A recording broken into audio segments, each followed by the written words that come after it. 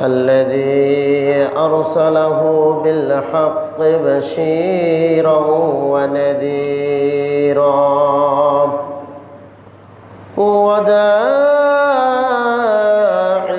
إلى الله بإذنه سراجا وقمرا منيرا.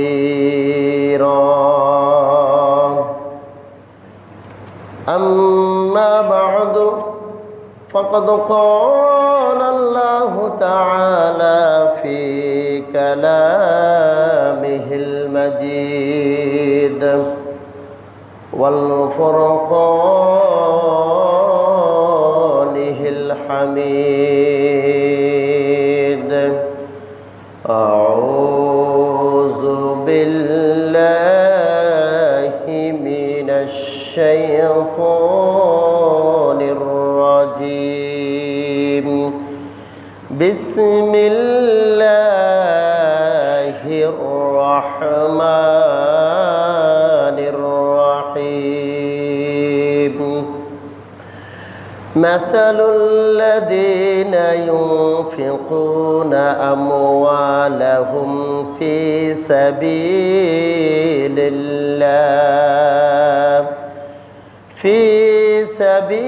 الله كمثل حبة أنبتت 7 سنابل في كل سنبلة 100 حبة. وقال النبي صلى الله عليه وسلم: عدوا عن كل حر وعبد صغير أو كبير نصف صاع من البراء أو صاعا من تمر أو صاعا من شعير. إن الله وملائكته يصلون على النبي يا أيها الذين آمنوا صلوا عليه وسلموا تسليما. اللهم صل على مولانا محمد وعلى آل سيدنا مولانا। নবী গো আপনার ভালোবাসায় জীবনের গুনাহ ঝরে যায়। নবী গো আপনার ভালোবাসায় আল্লাহর বন্ধু হওয়া যায়। আল্লাহুম্মা সাল্লি আলা মাওলানা মুহাম্মাদ ওয়া আলা আলি মাওলানা। উড়িয়া যাও রে বাংলার হাওয়া, উড়িয়া যাও রে মদিনায়। যে জমিনে দয়াল নবীজি নিরালে ঘুমায়। আল্লাহুম্মা সাল্লি আলা মাওলানা মুহাম্মাদ ওয়া আলা আলি মাওলানা। লা ইলাহা ইল্লাল্লাহ, লা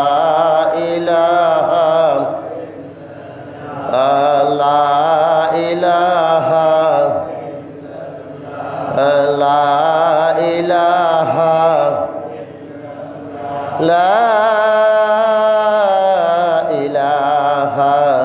ইল্লাল্লাহু মুহাম্মাদুর রাসূলুল্লাহ সাল্লাল্লাহু আলাইহি সাল্লাম। মুআজ্জাজ মোহতারাম, সম্মানিত মুসলিম ভাইরা, সর্বপ্রথমে মহান আল্লাহ পাকের দরবারে শুকরিয়া আদায় করব যে আল্লাহ পাক রব্বুল আলামিন পবিত্র মাহে রমজানের একদম শেষের দিকেই আমাদেরকে হায়াত দিয়ে সম্মান করে, হয়তোবা সম্ভবত শেষ জুমা মাহে রমজান মাসের, যে আল্লাহ পাক রব্বুল আলামিন আমাদেরকে আসার বসার সুযোগ করে দিয়েছেন। এর জন্য শুকরিয়া আদায় করে চিৎকার দিয়ে একবার বলি আলহামদুলিল্লাহ। তার সাথে সাথে দুরুদ সালাম প্রেরণ করছি আকে নামদার তাজদারে মদিনা হুজুরপুর নূর সাল্লাল্লাহু আলাইহি সাল্লামের উপরে। সকলে একবার বলি সাল্লাল্লাহু আলাইহি ওয়াসাল্লাম। প্যারা হাজরিন, পবিত্র কালামুল্লাহ থেকে সূরাতুল বাকারার 261 নম্বর আয়াত আমি আপনাদের সামনে তেলাওয়াত করেছি। আল্লাহ পাক রব্বুল আলামিন চাহে তো এই আয়াতের উপরে আমি গুনাহগার কিছু কথা বলবো। আল্লাহ পাক রব্বুল আলামিন আমাদের সকলকে এই আয়াতের উপর এবং হাদিসের আলোকে আমাদের জীবনকে সুন্দর করার সেই তৌফিক দান করুক। সকল বলি আল্লাহুম্মা আমিন। হাজরিন, আল্লাহ পাক রব্বুল আলামিন প্রত্যেক বান্দাকে এক একজনকে এক একজনের অধীনে রেখে দিয়েছেন।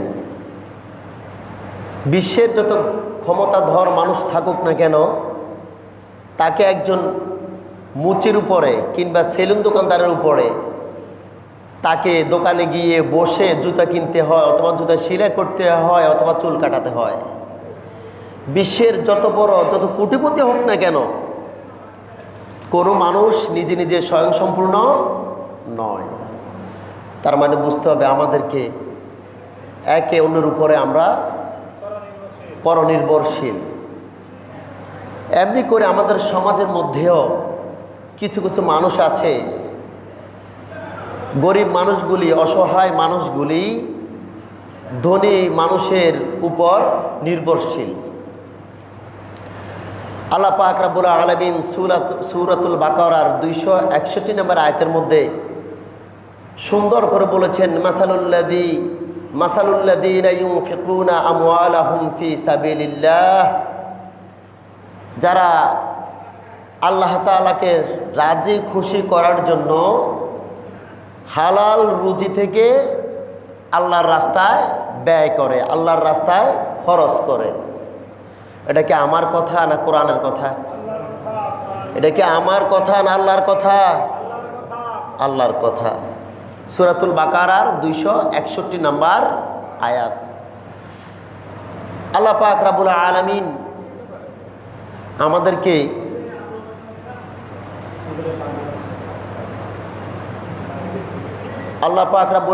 আমাদেরকে এই আয়াতের উপরে সামর্থ্যবান ব্যক্তিদের উপরে আমল করা ফরজ।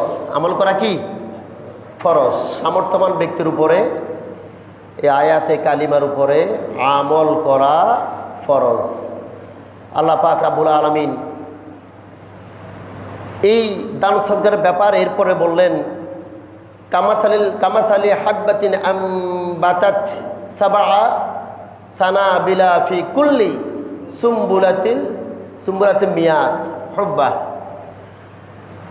আমাদের দেশে জ্বালা বপন করে দেখছেন না, ধান ফেলে একটা একটা করে। এই একটা একটা ধান থেকে একটা চারা বের হয়।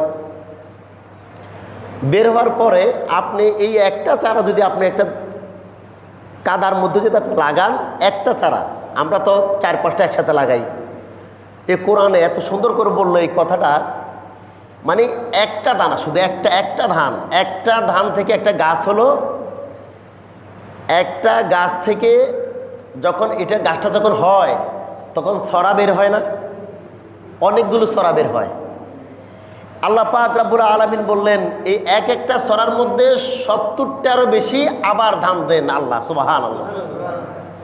তাহলে ধান গাছ হয় একটা যখন বড় হবে এখানে আল্লাহ পাক রাব্বুল আলামিন ওই একটা দান থেকে আবার 70টা বীজ বা ধান আল্লাহ তার মুমিন বান্দার জন্য দান করেন। সুবহানাল্লাহ। তো কেউ যদি এই মাসের মধ্যে একটি দানা পরিমাণ 1 টাকা যদি দান সদকা করে, আল্লাহ পাক বললেন একটা ধান রোপণ করলে যেরকম সে 70টা ধান পায়, ফসল পায়, কোনো বান্দা যদি এই মাসে একটি টাকা যদি দান করে, তাহলে আমি আল্লাহ তার পিছনে 70 টাকার সওয়াব আমি আল্লাহ তাআলা লিখে দিই। একদম কোরআনের কথা। আল্লাহ পাক রাব্বুল আলামিন এই আয়াতকে আমাদের জন্য খাস করেছেন। আল্লাহ পাক রাব্বুল আলামিন বললেন, ওয়াল্লাহু ইউদিফু লিমান ইয়াশা ওয়াল্লাহু ওয়াসিউল আলিম। আল্লাহ তাআলা অনেক প্রশস্ত ও অনেক বিজ্ঞ। আল্লাহ তাআলা তার কোনো বান্দার হক বিফলে নষ্ট করার জন্য কাউকে দিবেন না। এর জন্য আল্লাহ পাক রাব্বুল আলামিন পবিত্র কোরআনের অনেক জায়গার মধ্যে যাকাতের কথা বলেছেন, নামাজের কথা বলেছেন, যাকাত আদায় করার জন্য বলেছেন। আর মাহে রমজান মাসে সদকাতুল ফিতর আদায় করার জন্য আল্লাহ পাক বলেছেন। যাদের সামর্থ্য আছে, তৌফিক আছে, আল্লাহ পাক রব্বুল আলামিন মাহে রমজানের মধ্যে যে বিধান দিয়েছেন, ঈদুল ফিতর দিয়েছেন, আর সদকাতুল ফিতর আমাদের উপর ওয়াজিব করেছেন আল্লাহ পাক। তার প্রধান কারণ হচ্ছে 2টা কারণ। কয়টা কারণ? সদকাতুল ফিতর আমাদের উপর ওয়াজিব করার কারণ হচ্ছে 2টা। কয়টা? জোরে বলেন, কয়টা? 2টা কারণ। এই 2টি কারণের মধ্যে প্রথম যে কারণ হলো রোজার পরিশুদ্ধিতা। আমাদের রোজা মাকরুহ হয়, আমাদের রোজা নষ্ট হতে পারে।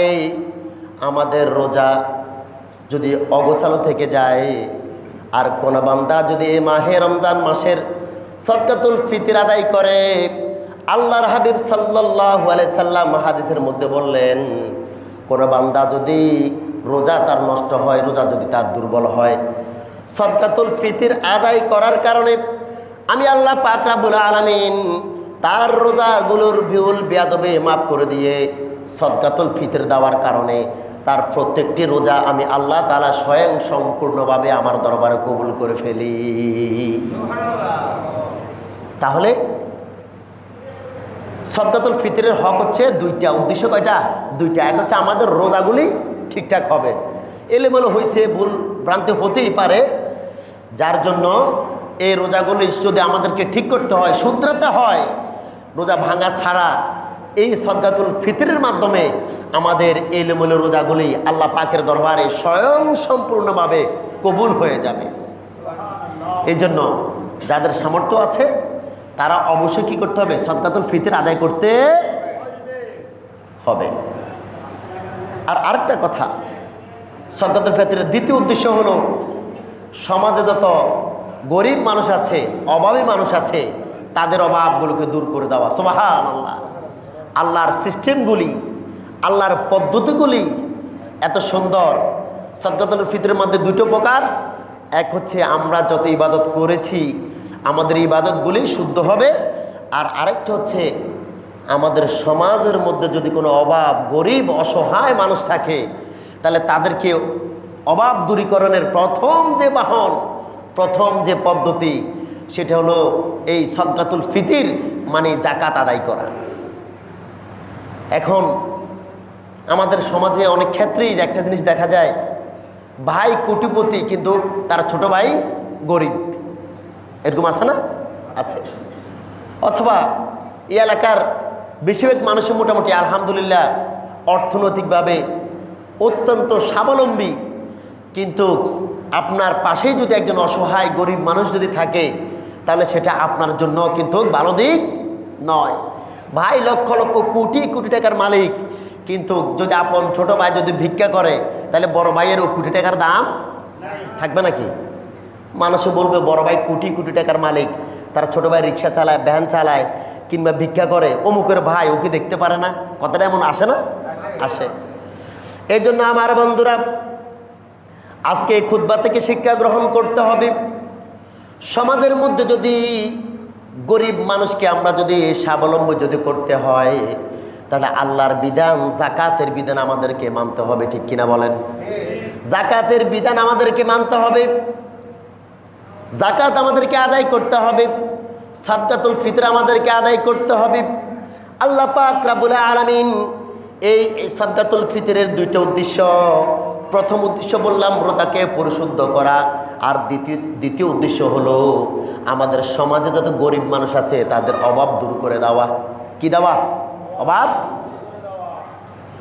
আমরা যত সামর্থ্যবান মানুষ আছি সবাই বসে যদি একজন গরিব মানুষকে একটা রিক্সা কিনে দিই, একটা ভ্যান কিনে দিই, তুমি এটা দিয়ে রুজি করবে, একটা বছর তুমি এটা দিয়ে তুমি ব্যবসা বাণিজ্য করো, তুমি গাড়ি চালাও, আগামী বছর যেন তোমাকে আর সাদকাতুল ফিতর খেতে না হয়, যাকাত যেন খেতে। এটা কিন্তু সমাজের দ্বারা ধনী ব্যক্তি আছেন তাদের দায়িত্ব। একটা লোককে একটা দোকান দিয়ে দেওয়া, একটা লোককে একটা গাড়ি কিনে দেওয়া, একটা লোককে একটা অটো কিনে দেওয়া, অথবা একটা সিএনজি কিনে দেওয়া। সে কিছু দিবে, আপনি কিছু দিবেন, দিয়ে তাকে একটা সমাজের একটা মান্যগণ্য জায়গায় তাকে বসিয়ে দেওয়া। এটা হচ্ছে ধনী ব্যক্তির উপরে ছোটর ওই গরিব ব্যক্তির হক। আর আমরা ধনীরা চুপচাপ বসে থাকি। কথা বলেন ঠিক কিনা? টাকা চলে যাবে বলে চুপচাপ বসে থাকি। শুধু বসে থাকি না, আমরা কাপড় দিই, লুঙ্গি দিই একদম বাজারে যেটা সবচাইতে কম কম দাম। আপনি বলেছেন 700 টাকা দামের লুঙ্গি, আর ওর দিচ্ছেন আপনি 150 থেকে 200 টাকা দামের লুঙ্গি। আল্লাহর হাবিব সাল্লাল্লাহু আলাইহি সাল্লাম তাদের উপর লানত করেছেন। আল্লাহর হাবিব বলেছেন, তোমরা নিজের জন্য, নিজের ফ্যামিলির জন্য, ছেলে সন্তানের জন্য যে ব্যক্তি যেটা কিনবে, সেই যাকাত দেনওয়ালা ব্যক্তি গরিব ব্যক্তিকে তার পরনে যেটা আছে ওই ব্যক্তিকে সেটা সে গিফট করবে। সুবহানাল্লাহ। তার মানে আপনাকে কম দিবেন, তবে ভালোটা দিতে হবে। আপনি নিজে ভালোটা পড়লেন, ভালোটা গায়ে দিলেন, ভালো জিনিসটা গায়ে দিলেন, কিন্তু গরিবকে আপনি ওভাবে সম্মান করলেন না।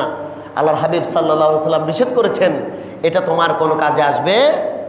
প্রয়োজনে তোমার সুনাম তুমি দুনিয়াতে পেলে, কিন্তু হাসরের মাঠে কবরে তোমার এই দান সাদকাত কোনো কাজে আসবে না। এর জন্য বন্ধুরা হাজরিন, যেটা নিজে পরিধান করবেন চেষ্টা করবেন সেম টু সেম ওই গরিব ব্যক্তিকে সেই ধরনের কাপড় চোপড় দেওয়ার জন্য। তাহলে আমি দুইটা কথা বললাম। সাদকাতুল ফিতরের উপকার কয়টা? দুইটা। কয়টা? একটা হচ্ছে আমাদের রোজাগুলি পরিশুদ্ধ হবে, আর আরেকটা হচ্ছে সমাজের মধ্যে অভাব দূরীকরণের উদ্দেশ্য হচ্ছে এই সাদকাতুল ফিতর। হাজরিন, এই সাদকাতুল ফিতর নিয়ে আমাদের বুঝতে একটু কষ্ট হয়, হয়তো হয় না? কাদের উপর এটা ওয়াজিব, আবার কাদেরকে দিতে হবে, কোন কোন সম্পদ থাকলে এই সাদকাতুল ফিতর আদায় করতে হবে, কতটুকু টাকার মালিক হলে, স্বর্ণের মালিক হলে, কিংবা রৌপ্যর মালিক হলে, কিন্তু ব্যবসায়িক মালিক হলে, কিংবা ব্যাংকের যদি টাকা থাকে, তাহলে আপনার উপর সাদকাতুল ফিতর ওয়াজিব কিনা, এই জিনিসগুলোতে আমরা একটু কষ্টে পড়ে যাই। দেখেন, কথা একদম সহজ। প্রথম কথা হচ্ছে সাদকাতুল ফিতর আদায় করা এটা ওয়াজিব। কি ওয়াজিব? আবার আল্লাহর হাবিব সাল্লাল্লাহু আলাইহি সাল্লাম কোন কোন হাদিসের মধ্যে ফরজও বলেছেন। কি বলেছেন? ফরজও বলেছেন। ফরজ আর ওয়াজিবের মধ্যে পার্থক্য নাই। এই আল্লাহর হাবিব সাল্লাল্লাহু আলাইহি সাল্লাম এই সাদকাতুল ফিতরের ব্যাপারে আমাদেরকে বলেছেন যে এটা কখন ওয়াজিব হয়। আমি আগে এটা বলি, সলাতুল ঈদুল ফিতরের সূর্য উঠবে না, ঈদের চাঁদ উঠবে। ঈদের চাঁদটা যখন উঠবে তখন আপনার উপর মূলত ফিতরা দেওয়া ওয়াজিব। ফিতরা দেওয়া কি? আপনার যদি সামর্থ্য থাকে, সূর্য যখন উঠবে। এখন তো বলতে পারেন, হুজুর আমরা তো অনেক আগে দিয়ে ফেলি। হ্যাঁ, আপনারা অনেক আগেই দিবেন, এটারও হাদিস আল্লাহর হাবিব সাল্লাল্লাহু আলাইহি সাল্লাম আমাদেরকে শিখিয়েছেন। আপনি যদি চাঁদ রাতেই যদি ফিতরা আদায় করেন, তাহলে ওই ব্যক্তি কিছু কিনতে পারলো না, সে জামা কাপড় ক্রয় করতে পারলো, সে সেমাই চিনি কিনতে পারলো, তার চাহিদা থাকতে পারে, পারে না? তার ব্যক্তিগত মন মতো কেনাকাটার একটা চাহিদা থাকতে পারে। কিন্তু হাদিসে পাকে এসেছে, যখন ঈদুল ফিতরের চাঁদ আকাশে উঠে তখন সামর্থ্যবান ব্যক্তির উপরে এই ঈদুল ফিতর ওয়াজিব। কি ঈদুল ফিতর ওয়াজিব। আর আরেকটা হচ্ছে আপনি চাইলে এক সপ্তাহ আগে 3 দিন আগে এই চাঁদ উঠে নাই আপনি দিয়ে দিল, কোনো গুনাহ নাই, তবে সব আপনি আরো বেশি পাবেন। সুবহানাল্লাহ। তাহলে আর এই চাঁদ উঠা থেকে শুরু করে ঈদগাহে যাওয়ার আগ পর্যন্ত আপনাকে ঈদুল ফিতরের সদকাটা আদায় করে দিতে হবে ঈদগাহে যাওয়ার আগ পর্যন্ত। তাহলে আগে দিলেও কোনো সমস্যা নাই, চাঁদ উঠলে পরে ঈদগাহে যাওয়ার আগ পর্যন্ত আপনি আদায় করতে পারবেন। এখন কোনো কারণে আপনি ঈদগাহে যাওয়ার আগে দিতে পারলেন না, টাকা আপনার কাছে আছে কিন্তু টাকাটাই নিচ্ছেন এখন নাই, এইরকম পরিবেশে যদি আপনি পড়ে যান, আপনি ঈদের নামাজ পড়ে এসেও হক আদায় করতে পারবেন। তবে হাদিসে পাকে এসেছে এটা আপনাকে সাধারণ জাকাত হিসেবে, সাধারণ সদকা হিসেবে আপনার আমল নামায় সওয়াব লেখা হবে। তাহলে 3টার ক্যাটাগরি 3 রকম। যদি আপনি 1 দিন আগে 3 দিন আগে সদকা আদায় করেন তার সওয়াব বেশি। আপনি যদি ঈদগাহে যাওয়ার আগে, নামাজের আগে যদি আদায় করেন সদকাতুল ফিতর হক আদায় হবে। আর যদি আপনি ঈদের নামাজ পড়ে এসে যদি আদায় করেন আপনার আমল নামায় সাধারণ সওয়াব লেখা হবে। সাধারণ সওয়াব। 3টার কথার মধ্যে পার্থক্য 3 রকম আছে না? আছে। তো আমরা চাইবো যে আগে দিতে, এটা আল্লাহ খুশি হবে, বান্দাও খুশি হবে, আল্লাহর হাবিব সাল্লাল্লাহু আলাইহি ওয়াসাল্লাম হাদিসের আমল করা হবে। আর আরেকটা হচ্ছে চাঁদ উঠলে পরে নামাজে যাওয়ার আগে দিলে আপনার সদকাতুল ফিতরের হক আদায় হবে। আর কেউ যদি দিতে না পারেন শেষে দিলেও সাধারণ হক আদায় হবে। কি হবে? সাধারণ হক। আল্লাহর হাবিব সাল্লাল্লাহু আলাইহি সাল্লাম এই হানাফি কিতাবের মধ্যে, হিদায়া গ্রন্থের মধ্যে ইমাম আবু হানিফা রহমতুল্লাহি আলাইহি প্রথম খণ্ডের 113 পৃষ্ঠার মধ্যে এই দলিল সংক্রান্ত একটি কথা বলেছেন যে সাদকাতুল ফিতর এটা ওয়াজিব হওয়ার দলিল। এটা তো ওয়াজিব হয়, এই কথা হাদিসে সাহাবায়ে কেরাম, বিভিন্ন মুহাদ্দিসিনে কেরাম এই কথা বলেছেন কিনা আল্লাহর হাবিব সাল্লাল্লাহু আলাইহি সাল্লাম ইমাম আবু হানিফা রহমতুল্লাহি আলাইহি হিদায়া গ্রন্থের প্রথম খণ্ডের 113 পৃষ্ঠার মধ্যে বলেছেন, আম্মা উজুবুহা ফালি কওলিহি আলাইহিস সালাতু ওয়াস সালাম ওয়া খুতবাতিহি। আল্লাহর হাবিব সাল্লাল্লাহু আলাইহি সাল্লাম খুতবা দিচ্ছিলেন, মানে কথা বলতেছেন, বুঝাচ্ছেন সাহাবীদেরকে। এই বুঝানোর এক পর্যায়ে আল্লাহর হাবিব সাল্লাল্লাহু আলাইহি সাল্লাম বললেন, আদ্দু আন কুল্লি হুররা ওয়া আবদিহি সগীরি আও কাবীরি নিসফা সা'ইন মিন বুররা আও সা'আন মিন তামরিন আও সা'আন মিন শাঈর। এই হাদিসে 2টা জিনিসের কথা বলা হয়েছে। একটা হচ্ছে যাই খেজুর, আর একটা হচ্ছে জব। একটা কি খেজুর, আর হচ্ছে কি জব। এই হাদিসে পাকের মধ্যে আল্লাহর হাবিব সাল্লাল্লাহু আলাইহি সাল্লাম বললেন ওয়াজিব হলো, নবী করিম সাল্লাল্লাহু আলাইহি সাল্লাম তার খুতবায় তিনি বলেছিলেন প্রত্যেক স্বাধীন ও দাস, ছোট এবং বড় সবার পক্ষে আদাসা কিংবা একসা পরিমাণ যদি কারো কাছে খেজুর থাকে, খেজুরের মালিকানা হয়, বা আপনার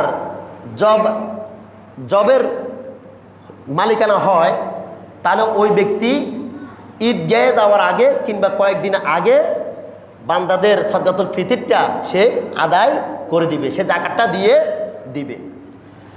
আল্লাহর হাবিব সাল্লাল্লাহু আলাইহি সাল্লাম এই কথা বলার মাধ্যমে, এই হাদিস দ্বারা প্রমাণিত হয় সদকাতুল ফিতর এটা আমাদের উপর ওয়াজিব। এটা আমাদের উপর কি ওয়াজিব।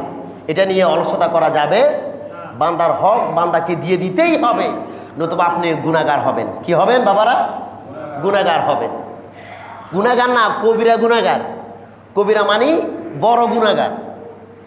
কি গুনাহগার বাবারা? বড় গুনাহগার। আল্লাহর হাবিব সাল্লাল্লাহু আলাইহি সাল্লাম এই সদকাতুল ফিতর আদায়টার করার পদ্ধতি কারা দিবে? প্রথম কথা হচ্ছে প্রাপ্তবয়স্ক দাস। আপনার ছেলে সন্তান আছে, আপনি আদায় করার পরে ছেলে সন্তানের নামে আপনি দিতে পারবেন।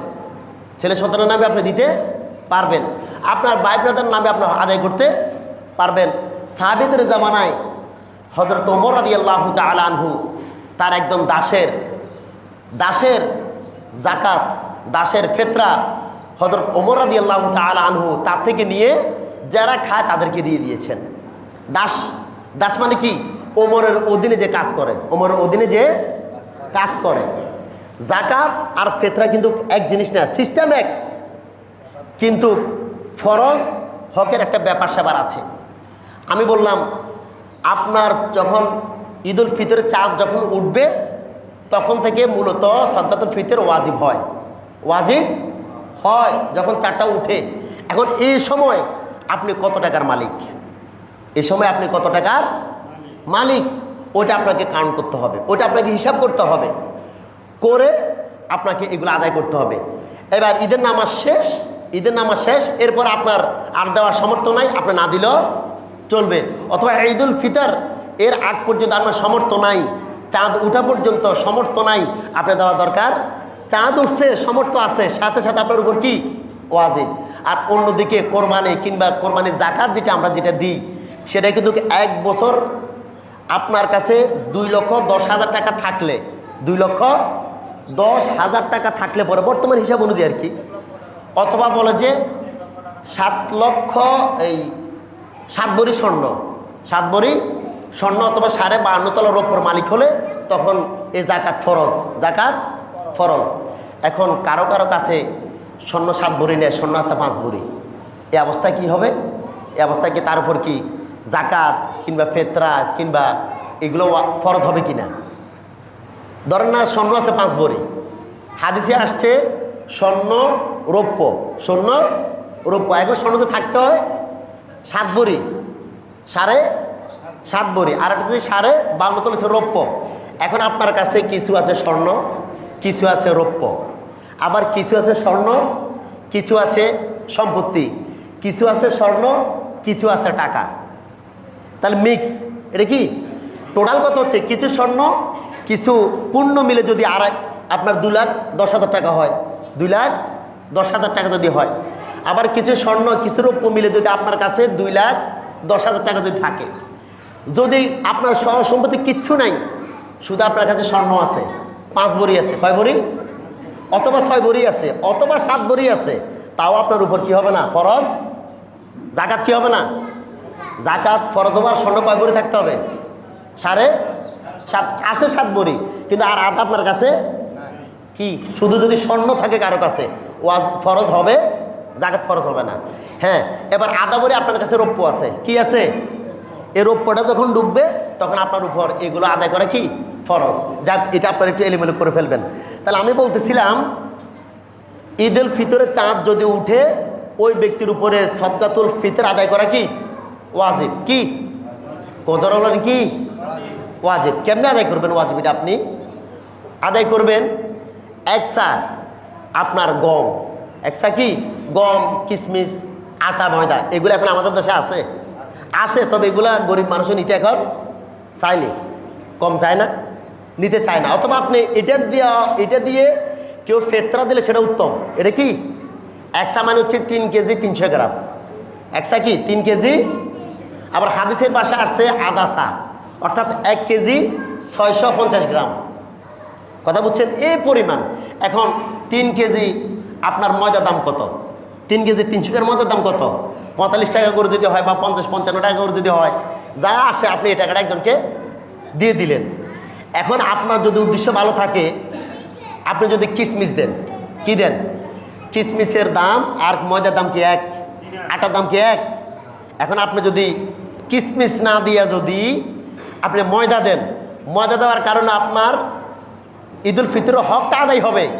কিন্তু আপনি যদি কিশমিশ দেন, এখানে আদা দেওয়ার তৌফিক থাকে, আটা ময়দা দেওয়ার তৌফিক থাকে একজনের, কিশমিশ দেওয়ার তৌফিক থাকে। কিশমিশের দাম বেশি, 600 টাকা না 500 টাকা কেজি? বেশি না? আরও বেশি, 1200-800 টাকা। আর ময়দার এত দাম না। তার মানে যারা সামর্থ্য আছে, দেখেন এখানে একটা জিনিস বুঝবেন, অনেকের তৌফিক আছে আটা ময়দা দেওয়ার, অনেকের তৌফিক আছে কিশমিশ দেওয়ার, আছে না? আছে না? অনেকের তৌফিক আছে যে 28,010 টাকা আপনি দিয়ে দেন, আরে 2810 টাকা আপনি দেন, সর্বোচ্চ যেটা, সর্বনিম্ন 100 টাকা বা 110 টাকা, আমরা গত সপ্তাহে যেটা বললাম। তার মানে এখানে এই কথা বলার মানে হচ্ছে যাদের আটা দেওয়ার তৌফিক আছে, ময়দা দেওয়ার তৌফিক আছে, তারা সেটা দিবে। যাদের কিশমিশ দেওয়ার তৌফিক আছে তারা কিশমিশ। এখন আপনাদের এই মসজিদের ওই সালাম সাহেব যদি তৌফিক আছে কিশমিশ দেওয়ার, এখন উনি যদি 8 কেজি ধরায় দেয়, এটা হবে? কতটা হবে? আপনি আদায় হলো, কিন্তু আপনার তৌফিক অনুযায়ী আপনি আদায় করলেন না, বুঝে গেল সমস্যা, ভেজাল আছে। কাজে এই ভেজাল করার দরকার নাই, আছে নি? নাই। আপনার তৌফিক অনুযায়ী আপনি হয়তো কিশমিশ দিবেন, না হয় আপনি আটা দিবেন। এখন অনেকেই বলে, আমাদের বাংলাদেশের একটা গ্রুপ আছে, তারা বলে যে অনেকে টাকা দেয়, টাকা দেয় না, টাকাটা দেওয়া যাবে কি না? প্রশ্ন হলো যে এটা না, আপনি পণ্য দিয়ে দিবেন। পণ্য মানে কি? ওই যে আটা, ময়দা, কিশমিশ, ডাল এগুলো দিবেন, না আপনি টাকাটা দিবেন? আমি প্রথম কথা বলি, আপনি পণ্য দিয়ে আদায় করার বিধান আল্লাহর নবীর জামানায় ছিল। আল্লাহর নবীর জামানায় ছিল, খেজুর দিয়ে দিতেন, আটা ময়দা দিতেন। কিন্তু বর্তমানে এসে 1500 বছর পরে এসে আমি যদি একজনকে টাকা দিই, তাহলে দেখা যায় তার আটার চাইতে আরো গুরুত্বপূর্ণ কিছু দরকার থাকতে পারে না? একটা মাধুর মানুষ অসুস্থ, সে তার ওষুধ দরকার। এখন আপনি বলুন, তার কি ওষুধ আগে দরকার না আটা আগে তার দরকার? কথা বলে না। ওষুধ দরকার না আটা দরকার? ওষুধ দরকার। তো এই জন্য কি তার হাতে টাকাটা দেওয়া হচ্ছে।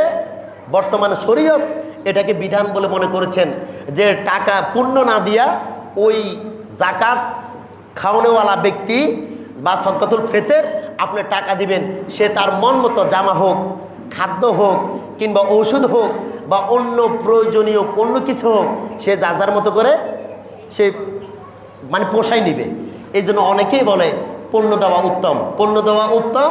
তার চাইতে বেশি উত্তম হচ্ছে তার হাতে আপনার কিছু কি পয়সা দিয়ে দেওয়া, হাতে টাকাটা দেওয়া, তাহলে সে তার মন মতো কিছু জিনিস কিনে সে আহরণ করলো। হাজরিন, এই কথাটা আমি আপনাদের বললাম, এই কথাটা আসছে বুখারীর 1507 নম্বর হাদিসের মধ্যে। আন নাফি আন আব্দুল্লাহি ক্বালা ওমর নবী সাল্লাল্লাহু আলাইহি সাল্লাম বিযাকাতুল ফিত্রি সাআন মিন তামরিন আও সাআন মিন শাঈর। তোমরা এটা আদায় করবে খেজুরের মাধ্যমে এবং জবের মাধ্যমে। খেজুরের মাধ্যমে এবং জব আদায় করার মাধ্যমে। একসা কিংবা আদাসা, এই পরিমাণ টাকা, এই পরিমাণ খেজুর, এই পরিমাণ গম, এই পরিমাণ ময়দা, এই পরিমাণ আটা তোমার আশেপাশে গরিব মানুষ যারা আছে তাদেরকে তুমি দিতে পারবে। এটা হচ্ছে একটা বিধান। এটা কি একটা বিধান? এর বাইরে আপনি যদি পুরা মাস যদি সদকা দেন, দান সদকা করেন, গুনাহ আছে নাকি? গুনাহ নাই। আপনি আরও বেশি দিবেন, আপনি দিতে থাকবেন। এটা নিয়ে কোনো আল্লাহর হাবিব সাল্লাল্লাহু আলাইহি সাল্লাম কোনো দ্বিমত পোষণ করেন নাই। হাজরিন, এরপরে আপনি নিজে ব্যক্তিগতভাবে আপনি আদায় করবেন। আপনার তৌফিক থাকলে ছেলেটা আদায় করবেন, আপনার বিবির হক আদায় করবেন, নাতিপুতির সদকাটাও আপনি চাইলে দিয়ে দিতে পারবেন। এখানে একদম ওই যে ওমর রাদিয়াল্লাহু তাআলা আনহু তার গোলামের ফিতরা পর্যন্ত আদায় করেছেন। সুবহানাল্লাহ, গোলামের ফিতরা পর্যন্ত আদায় করেছেন। এখন আপনার একজন ড্রাইভার আছে, কি আছে? ড্রাইভার আছে, আপনার গাড়ি চালায়, আপনি তার হকটাও আপনি চাইলে তার ফিতরাটা আপনি দিয়ে ফেলতে পারবেন। এটি হচ্ছে দায়িত্ব এবং কর্তব্য। আল্লাহর হাবিব সাল্লাল্লাহু আলাইহি সাল্লাম তার পরিবারের সদকা মানুষকে দিয়ে দিতেন। ওমর রাদিয়াল্লাহু তাআলা আনহু তার গোলামের ফিতরা মানুষকে দিয়ে দিতেন। এই জন্য ফিতরা নিয়ে কিংবা যাকাত নিয়ে আমাদের অলসতা করার কোনো সুযোগ নাই। হাজরিন, আল্লাহর হাবিব সাল্লাল্লাহু আলাইহি সাল্লাম বুখারীর অন্য একটি হাদিসের মধ্যে বলেছেন যে ফাকান ইবনে ওমর ইউতি আনিস সগীর ওয়াল কাবীর হাত্তা ইন কানা ইউতি আন বানিয়া ওয়া কানা ইবনে ওমর রাদিয়াল্লাহু তাআলা আনহুমা ইউতিহা আল্লাযী ইউকবালুনাহা।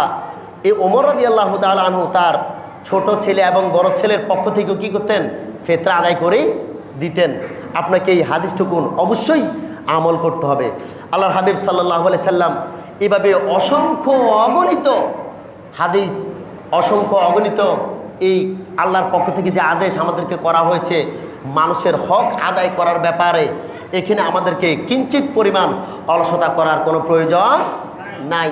হাজরিন, আমার বন্ধুরা, আল্লাহর হাবিব সাল্লাল্লাহু আলাইহি সাল্লাম এই সুনানে নাসাইর মধ্যে আরেকটি হাদিস নোট করেছেন। হযরতে হাসান বিন আলী রাদিয়াল্লাহু তাআলা আনহু থেকে বর্ণিত। আল্লাহর হাবিব সাল্লাল্লাহু আলাইহি সাল্লাম বললেন যে তোমরা স্বীয় রোজার যাকাত এবং সদকাতুল ফিতর আদায় করো। কিসের? রোজার। কিসের? তোমরা যাকাত ফিতরা যেটা দিবে সেটা হচ্ছে রোজার। কিসের বাবারা? রোজার। আল্লাহর হাবিব সাল্লাল্লাহু আলাইহি সাল্লাম বললেন যে বিল বাসারি ফাকালা আদ্দু যাকাতু সাওমিকুম, তোমরা তোমাদের রোজার যাকাত আদায় করো। কি আদায় করো? রোজার যাকাত আদায় করো। ওই যে বললাম যে রোজা নষ্ট হতে পারে, রোজা আমাদের ত্রুটি থাকতে পারে, এটা যদি আপনি পরিপূর্ণ করতে হয় তাহলে আপনাকে কি করতে হবে বাবারা? যাকাত আদায় করতে হবে, মানে সাদকাতুল ফিতর আদায় করতে হবে। এরপর আল্লাহ হাবিব সাল্লাল্লাহু আলাইহি সাল্লাম বলেন, দেখেন কিরকম গুরুত্ব দিয়েছেন, ফাজআলান নাস ইয়ানজুরু বা'দুহুম ইলা বা'দ। আল্লাহ হাবিব সাল্লাল্লাহু আলাইহি সাল্লাম বললেন, এক 10 জনকে ডাক দিয়েছেন, এই 10 জন বললেন তোমরা বাকি 10 জনকে বলো। কাদেরকে বলো? বাকি 10 জনকে। এখানে এমন মানুষ আছে যারা হয়তো চাকরিতে বা এরকম কথা শুনতে পারতেছেন, এরকম আছে না? আছে। ঈদের দিন আসলো বা ঈদের একদিন আগে আসলো, আপনার ছেলে হোক, আপনার বা যাদের উপর সাদকাতুল ফিতরটা ফরজ বা ওয়াজিব, আপনি নিজে বলতে পারেন, বলে তুমি অমুককে বলে দাও, বা আপনারা যারা শুনতেছেন আপনারা গিয়ে বলবেন যে শোনে নাই যে তোমার উপর এটা করার দায়িত্ব, কর্তব্য, তুমি এটা করো। এটা হাদিসের মধ্যে আসছে। আল্লাহ হাবিব সাল্লাল্লাহু আলাইহি সাল্লাম তারা সাহাবীদেরকে 3 জনকে পাঠাচ্ছেন অন্য 3 জনের কাছে, যে তারা মনে হয় আমার কথাটা শোনে নাই, তুমি তাদেরকে এই কথাটা জানিয়ে দাও, তোমরা তাদেরকে এই কথাটা জানিয়ে দাও যে তারা যেন সাদকাতুল ফিতর আদায় করে। সুবহানাল্লাহ। তার মানে এই কথাগুলি একজন একজনকে বলা সওয়াবের কাজ। কি কাজ বাবারা? সওয়াবের কাজ। আল্লাহর হাবিব সাল্লাল্লাহু আলাইহি সাল্লাম এরপর বললেন, মান হা হুনা মিন আহলিল মদিনা কুমু ইলা ইখওয়ানিকুম ফাআল্লিমহু ফাইন্নামা লা ইয়ালামুন। কারণ যারা যেটা জানে না তাদেরকে সেটা তোমরা জানিয়ে দাও। সব কিছুতে, এটা নামাজ হোক, দান সদকা হোক, ভালো যে কোনো কাজ মানুষের কাছে পৌঁছানো, এটা হচ্ছে সওয়াব। কি বাবারা? সওয়াব। আল্লাহর হাবিব সাল্লাল্লাহু আলাইহি সাল্লাম এই ছোট বড়, আজাদ, গোলাম, পুরুষ, মহিলা সবার উপর অর্ধসা গম কিংবা 1 সা খেজুর, আবার সাদকাতুল ফিতর কি করেছেন? ওয়াজিব করেছেন। এইভাবে আমাদেরকে এই বিধান ফলো করে আমাদেরকে ইনশাল্লাহ এই জিনিসটা আদায় করতে হবে। এবার আমি সংক্ষেপে আপনাদের সামনে মোট কথা সাদকাতুল ফিতর আদায়ের জন্য 4টি প্রকার খাদ্যদ্রব্য, যেটা বললাম কয় প্রকার? 4 প্রকার খাদ্যদ্রব্য দিয়ে আল্লাহর হাবিব সাল্লাল্লাহু আলাইহি সাল্লাম আদায় করতেন। অর্ধসা গম বা আটা, 1 সা কিশমিশ, 1 সা খেজুর, 1 সা জব বা 1 সা পনির। তো এগুলো আপনারা এখন বুঝবেন না। আপনাদের কথা হচ্ছে আপনারা যার যার তৌফিক অনুযায়ী সর্বনিম্ন 110 টাকা আর সর্বোচ্চ 2810 টাকা, কত বলছিলাম হুজুর? 2800 কত টাকা আপনারা দেওয়ার, সর্বোচ্চ 2800 টাকা পর্যন্ত, আর সর্বনিম্ন 110 থেকে 100 টাকা আপনারা দেওয়ার চেষ্টা করবেন। আর হচ্ছে আপনারা অবশ্যই এইগুলা ঈদের, আমি তো বলেছি ঈদের চাঁদ উঠলে পরে ওয়াজিব, আপনারা তার আগে দিবেন। তার 3 দিন আগে, 4 দিন আগে, 5 দিন আগে, 1 সপ্তাহ আগে দিলেও কোনো গুনাহ নাই। আর আপনারা এটাও যদি না পারেন, ঈদগাহে যাওয়ার আগে এগুলো ফিতরাগুলো আদায় করবেন।